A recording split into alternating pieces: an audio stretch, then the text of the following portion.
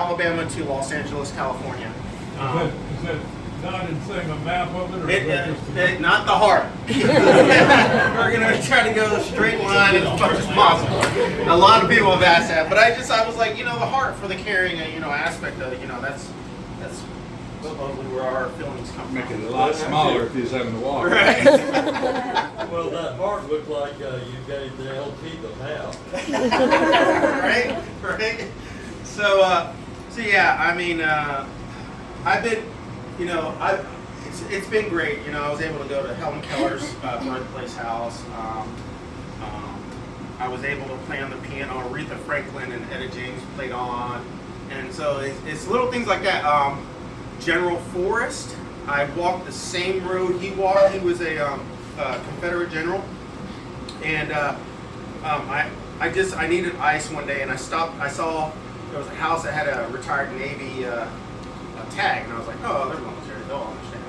I just want ice. So, old man, an 80-something-year-old man answered the door, and I was like, sir, I just saw you're retired. I'm retired too. I was wondering if you got any ice, and he's like, yeah. He's like, so he saw my card. He's like, what are you doing? And I was like, I'm walking, just trying to get to California and spread some message about this stuff. And he's like, oh, okay. He's like, you see this road right here? I was like, yes, sir. He's like, did you see the natural spring? I was like, yes. He's like, General Forrest hid under that natural spring while he was trying to evade the Unions, but he got caught. And he's like, so you walked the same road that General Forrest walked, and I was like, oh, that's pretty cool, It's little history bits like that.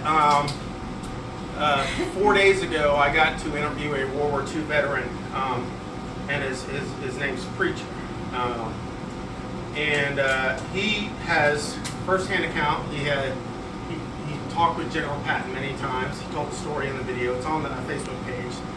He was there when General Patton got bombed on.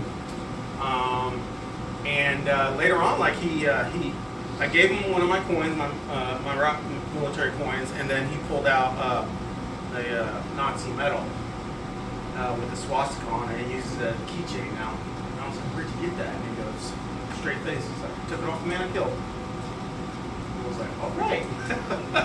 And I just absolutely love Preacher. When we had the meeting at the town square, he wanted me to come to his house the next day. He wanted to show me his medals, his little trinkets that he had from war. And it was truly amazing. And when it was time for me to leave, he was like, you got 10 more minutes, 10 more minutes? I was like, yes, sir. And he plugged in a digital photo thing that had a reel. And it was all of his wife. He wanted me to see his wife, plowing the ground and tending to the mules and horses. So that was very touching. And then when it was really time to leave, he got up, he hugged me, and shook my hand. He's like, I don't want you to leave, but I know you have to. And I'm like, Preacher, you're killing me. You're like, come on, man. And he's like, no. He's like, I know you gotta go, so get out of here, And he's like, so that was good. And then the next day, I talked to a Vietnam vet who was with SEAL Team 3 as a telecommunications LT, and he said it's taken him over 30 years to even talk about Vietnam, and he understands. And he's like, and that's why I live out here, because I don't want to be around anybody. And he makes guitars. He's a very famous guitar maker. He only makes 3 to 5 a year, and they're already. He's like, I'm 5 years booked out, and he repairs them too. So I'm like, wow, that's pretty cool. I was like, can I put your stuff? He's like, no. He's like, I won't be able to work on anything for anybody else. So I'm coming with very interesting people. One of the places I was at, it was a Yellowstone RV park, and they gave me a log cabin, and right next to it was this huge RV, and I was just like, I need to get that life. So I approached him, he's an old guy, and he's like, what are you doing with that car? I told him. He's like, oh, that's really cool. And then later on, he came and found me, and he's like, I got something for you. He's like, you don't know who I am, but I'm a Vietnam vet, and this is who I am. And I was like, oh, okay. So he's a pastor of a Methodist church, and Methodist church, they only had 7 parishioners left. Nobody's a small church anymore. So they voted to sell the church and the land, and it was $1.3 million they sold it for, and they donated every single penny to Doctors Without Borders and all nonprofits that help around the world. but he cut out all the stained glass.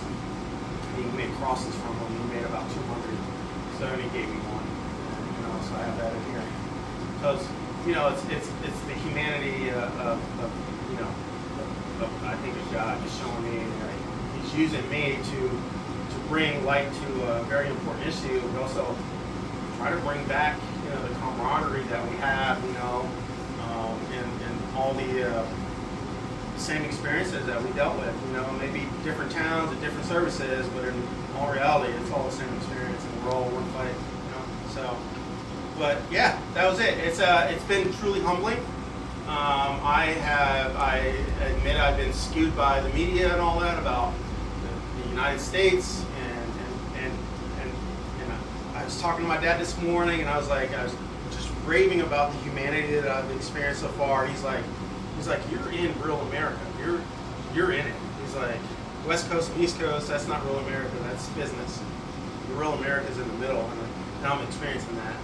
And I hope I capture it on my Facebook page and my web page that, you know, every town receives its due diligence and amazement, and I just, if you can just follow along and watch the interviews I do and the places I see, and hopefully, you know, I can bring to light, you know, mental health awareness for vets that need to be really looked at.